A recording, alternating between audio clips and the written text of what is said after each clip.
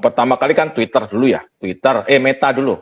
Meta 11.000 berapa 11.000 apa berapa ya 11.000, terus kemudian Twitter, terus Amazon ya, terus kemudian kalau di Indonesia Ruang Guru gitu kan, layoff gitu kan. Nah, itu yang kemudian loh kok kemudian seperti ini nampaknya, apakah akan terjadi gelombang PHK yang besar? Pertanyaannya gitu kan. Nah, yang perlu kita lihat adalah sekarang industrinya, yang kita lihat dari industrinya semuanya rata-rata adalah industri digital yang platform ya, industri platform digital yang memang selama ini basisnya adalah valuasi aja gitu ya, bukan aja ya, itu basisnya memang industri digital itu secara nature itu kan valuasi itu penting karena dia akan memprediksi pertumbuhan di masa depan. Jadi sifatnya itu masih berupa prediktif. Itu yang sekarang terjadi kesulitan. Kenapa? Karena aliran modal itu menjadi sulit. Dari luar negeri yang sebelumnya itu banyak, orang masih mau invest, eskalasi, bakar duit segala macam, sekarang jadi ditahan gitu kan. Karena di sumbernya agak kesulitan. Sehingga kemudian terjadi ini agak tersendat lah gitu. Nah, jadi jangan kemudian itu di generalisir pada semua industri gitu ya. Kemudian kita takut karena semua industri nampaknya akan buruk gitu. Nah, tapi tadi in case kalau misalkan terjadi resesi ya mungkin yang tertekan adalah masyarakat bawah, kemudian negara UKM yang ekspor itu mungkin karena diekspor sumbernya terkena jadi kita akan kesulitan gitu ya.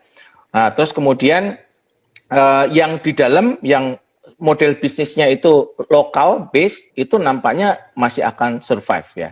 Dan tidak terlalu terdampak sekali. Mungkin saya rasa itu ya kalau terkait dengan siapa yang akan terdampak gitu.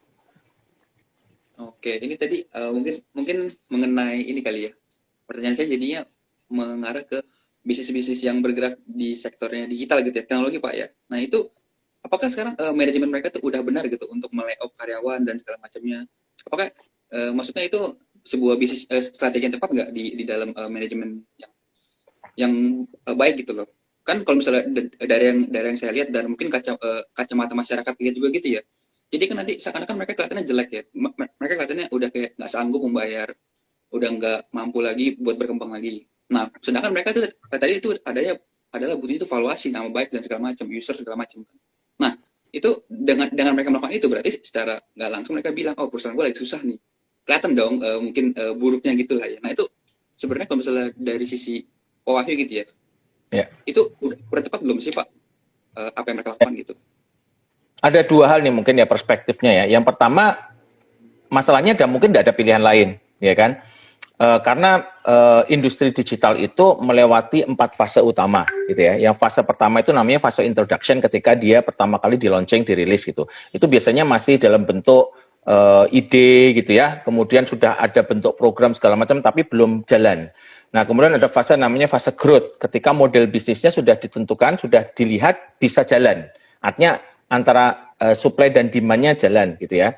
Ada user, kan kalau di platform itu kan exchange of values ya. Sehingga kemudian ada usernya, ada consumernya yang sudah mulai saling exchange gitu. Itu namanya fase growth tuh. Nah, di dalam bisnis digital itu yang khas dibandingkan dengan bisnis konvensional adalah dia itu harus mencapai suatu critical mass tertentu supaya dia bisa punya nilai yang tinggi. Kita sebut sebagai network effect.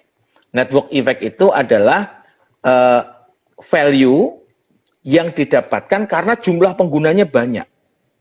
Contoh misalkan gini, WhatsApp sama Telegram ya. Kalau dilihat dari fiturnya di compare satu lawan satu, Telegram ini lebih powerful loh daripada WhatsApp gitu. Ya. Macam-macam fungsinya itu Telegram. Tapi kenapa orang tetap pakai WhatsApp? Karena temennya semua pakai WhatsApp, gitu kan. Nah, jadi jumlah pengguna itu bagian dari value. Nah, oleh karena itu dia harus mengeskalasi. Nah, jadi introduction, begitu bisnis modelnya udah jalan growth, dia harus dieskalasi supaya mencapai suatu massive number tertentu. Baru kemudian di satu titik tertentu dia baru namanya mature. Mature itu berarti dia baru bisa monetize tuh. Baru bisa ngambil untung. Setelah dia sampai pada suatu jumlah yang tertentu. Nah, proses ini nih yang seringkali proses eskalasi itu membutuhkan pertumbuhan. Pertumbuhan itu menyerap banyak sumber daya. Kan duit harus ada, apa namanya bahan bakarnya kan, nafasnya harus ada vitaminnya kan, dorong terus, expand, organisasi di-expand, orang masuk gitu kan, marketing ditambah segala macam lah ya. Nah, sampai pada suatu titik tertentu ketika nafasnya sudah mulai nggak sekencang yang sebelumnya, dia mulai ngerasa, loh kok berat organisasi saya gitu kan. Nah, organisasi yang berat ini kemudian dia rasionalisasi. Nah, jadi proses mengurangi tenaga kerja itu sebenarnya adalah proses rasionalisasi ketika dia sadar ditambah gitu nggak seimbang. Nah, jadi tadi pertanyaan Kevin yang pertama adalah ini masalahnya adalah nggak ada pilihan lain. Kalau dia pertahankan terus, dia akan boncos gitu. Nah, terus pertanyaan kedua, kalau gitu kan akan berpengaruh pada reputasi gitu ya. Nah, reputasi ini masalah bagaimana kita melakukan framing terhadap tindakan itu. Ya, ada perusahaan, ada misalkan contoh nih ya, ada perusahaan direksinya korupsi misalkan gitu ya, misalkan ini ada. Terus kemudian dipecat. Loh, nanti orang bilang, "Oh, perusahaan itu ternyata isinya koruptor," gitu ya. Karena dipecat direksinya gitu ya. Kan bisa gitu kan? Tapi perusahaan bisa mereframe. Dia bisa bilang gini, ini adalah komitmen perusahaan kami untuk membersihkan dari praktek-praktek fraud. Nah, gitu kan? Wah, ternyata dia komitmen. Jadi bagaimana kita, how we communicate with audience itu ya. Jadi berkomunikasi dengan people itu yang apa namanya yang juga menjadi salah satu faktor. Jadi bukan hanya tindakannya, tapi juga bagaimana kita membungkus tindakan itu. Nah, itu juga penting, Kevin. Nah, jadi tadi betul. Jadi nanti dia bisa bungkus kayak misalkan Twitter, itu kan Elon Musk bilang kan, saya bikin surat katanya. Pokoknya orang harus kerja bertransformasi. Kalau kamu nggak transformasi, minggir aja. Nggak gitu kan. Terus akhirnya berapa ratus orang gitu kan resign gitu kan, karena nggak mau dipaksa-paksa sama Elon Musk gitu ya. Nah, itu memberikan message bagi people. Banyak orang yang nggak suka tuh, makanya pada boykot kan keluar dari Twitter. Tapi mungkin ada juga orang yang merasa, wah ini Elon Musk itu berarti bagus, dia akan membawa transformasi untuk Twitter. Selalu gitu ya, ada pro dan kontra itu. Jadi bagaimana kita manage itu. Oke, baik Pak. Itu kalau misalnya tadi kita ngomongin yang masalah Elon Musk tadi, itu berarti sebenarnya kan kalau misalnya kita ngomongin strategi itu mungkin bisa dibagi dua secara general. Mungkin ada strategi yang ofensif gitu ya, dan ada strategi yang defensif gitu. Nah, ini secara teori sih nggak tahu, kurang tahu gimana sih Pak. Tapi mungkin secara general Pak ya. Nah, kalau misalnya kita bahas yang si Elon Musk tadi ini kebetulan nih. Nah, saya penasaran nih. Itu sebenarnya strategi yang dia gunakan buat ofensif gitu ya, untuk bisa melakukan perubahan dengan maksudnya apa ya? Dengan membuat gerakan yang baru gitu kan? Atau dia cuma berusaha buat menampingkan struktur perusahaannya gitu Pak. Jadi defensif gitu. Mungkin dia tujuannya untuk mengurangi perusahaan mengurangi karyawan tadi gitu, atau mungkin ya supaya mengurangi benalu lah gitu ya, dalam parasit dalam strukturnya perusahaan dia gitu. Kira-kira ini lebih kemana Pak arahnya? Gini ya, mungkin sebelum itu saya coba untuk sampaikan beberapa respon perusahaan terhadap stimulan. Stimulan itu berarti lingkungan luar ya. Yang namanya strategi itu pasti ada dua ya, komponen eksternal sama komponen internal. Semua strategi itu adalah bagaimana saya melakukan sesuatu internally untuk merespon apa yang di luar. Itu strategi itu gitu. Jadi strategi itu selalu bicara internal. Bagaimana apa yang saya lakukan internal untuk merespon yang di luar. Sama kayak kita nyetir mobil ya. Nyetir mobil, tiba-tiba jalannya belok kanan atau belok kiri gitu ya. Itu setirnya yang Anda belokin, apa jalannya yang dilurusin? Kan? Setirnya ya kan? Setirnya. Nah, itu organisasi itu seperti mobil itu. Jadi kalau lingkungannya berbelok ke kiri, misalkan trennya belok atau trennya mengarah kemana, organisasinya yang saya rubah gitu. Nah, terkait dengan perubahan organisasi, ini ada menurut saya ya, ada 4 jenis. Yang pertama itu reaktif. Perubahan yang sifatnya reaktif. Itu bukan hanya organisasi ya, kita juga sama. Ketika Anda dengar, wah bakal resesi, macam, bereaksi nggak?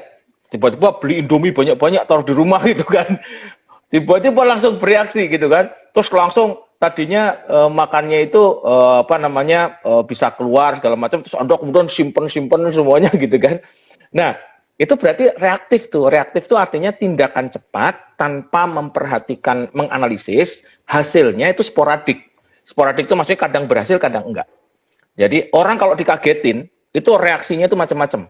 Ada yang reaksinya itu kabur, ada yang lari, ada yang nggak terkontrol kakinya. Anak saya itu kalau dikagetin atau ditakutin, itu dia mukul. Jadi anak saya itu kalau dikagetin itu malah mukulin gitu ya. Itu reaktif tuh. Jadi reaktif itu hasilnya nggak bisa ditentukan gitu. Nah, ini salah satu namanya reaktif. Yang kedua namanya responsif. Responsif itu reaksi terhadap stimulan lingkungan luar yang direncanakan. Karena direncanakan, dia dilatih terus. Dia sudah tahu bahwa akan terjadi, terus dilatih terus, gitu ya. Seperti pemadam kebakaran. Kalau lagi kebakaran, nguing nguing nguing, begitu bunyi nguing sampai dia ready di truk itu 3 menit. Dia udah percepat terus tuh, ya kan? Sama kayak pit stop kalau di F1. Set gitu kan. Pit stop itu ada yang paling cepat tuh berapa detik gitu ya, cuma 2 sekian detik gitu ya. Nah, itu namanya responsif. Jadi suatu respon yang sudah dilatih. Nah, ada namanya antisipatif. Antisipatif kita tahu probabilitasnya banyak, tapi kita belum tahu kapan terjadinya.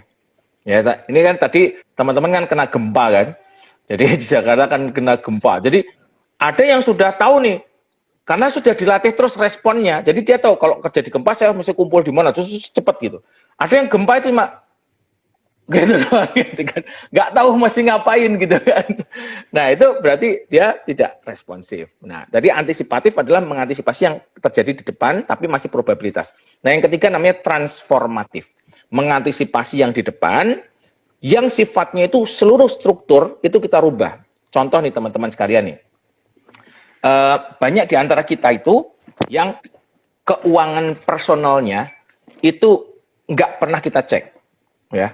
Jadi pasti ada yang sudah sering dicek, tapi ada juga yang nggak pernah ngecek. Sebenarnya utang saya itu berapa sih gitu kan? Karena dia itu artis yang nggak bisa bayar utang gitu kan, karena ditipu katanya gitu ya. Tapi secara umum sebenarnya ini adalah struktur keuangan saya itu sebenarnya sehat apa enggak, gitu ya. Pendapatannya aman enggak, gitu ya. Simpenannya aman enggak, utangnya aman atau tidak, itu jarang kita cek tuh, nggak jarang ditulis di kertas gitu. Nah itu berarti kita hati-hati loh, jangan-jangan kita itu nggak antisipatif terhadap perubahan. Nah, yang namanya transformatif artinya saya sebagai individu harus bertransformasi menjadi individu baru yang fit dengan arah perkembangan zaman. Ini yang namanya digital Darwinism. Digital Darwinism adalah orang yang tertinggal. Darwin itu kan bicara tentang survival of the fittest ya. Survival. Jadi orang yang tertinggal karena dia nggak bisa catch up dengan perkembangan zaman. Nah jadi kita harus audit diri kita. Nah perusahaan juga gitu akan terjadi proses transformasi. Nah balik pertanyaan Kevin tadi. Nah yang dilakukan oleh Elon Musk itu adalah ketika dia mencoba mentransformasikan Twitter itu menjadi organisasi baru yang fit dengan kondisi persaingan yang sekarang. Persaingan di platform konten media itu ketat sekali, ya. Ada namanya TikTok effect ya. Begitu ada TikTok, itu Instagram aja goyang sekarang. TikTok itu kalau nggak salah sekarang itu viewernya sekitar 190 sekian juta jam. Instagram itu cuma sekitar 80-an, hampir separuhnya gitu ya. Artinya TikTok dan Instagram, sekarang Instagram makanya bikin Reels, kemudian kemarin Instagram ngeluarin feature baru ya. 2 feature barunya Instagram apa coba? Namanya achievement. Gitu. Achievement itu kalau kita posting sekian reel dalam seminggu, itu kita dapat hak untuk bisa ngetek, hak untuk apa gitu, ya. Terus kemudian satu lagi itu apa ya? Pokoknya ada 2 fitur.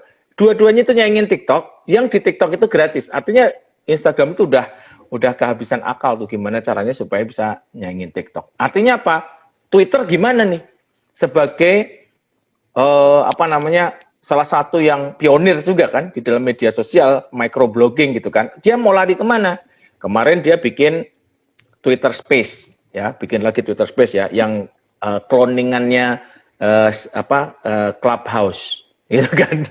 Persis banget kayak Clubhouse gitu kan, tapi punyanya Twitter gitu ya. Artinya apa? Dia pengen bertransformasi nih menjadi yang baru. Nah, supaya bisa bertransformasi, dia mesti harus jelas lean siapa yang ikut. Karena komandan itu dia harus mudah memerintahkan kapalnya untuk bergerak. Nah, kode yang bagus itu kiri, jeda antara komen dengan eksekusi itu nggak jauh. Kalau kiri 5 menit baru belok kiri keburu nabrak karang. Gitu kan. Jadi komandan yang lincah, ya komandan yang lincah itu adalah jeda antara komen perintahnya dengan eksekusinya itu nggak jauh. Maka dia harus jangan terlalu banyak orangnya, tapi orang yang betul-betul loyal. Nah mungkin yang dilakukan Elon Musk itu, jadi dia pengen mentransformasi organisasi supaya fit dengan kondisi persaingan di yang baru. Nah gitu.